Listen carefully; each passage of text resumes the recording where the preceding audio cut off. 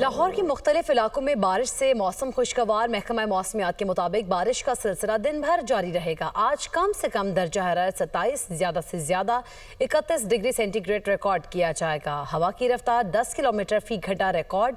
मजीद बता रहे हैं मॉल रोड पर मौजूद हमारे नुमाइंदे हमजा खुर्शीद।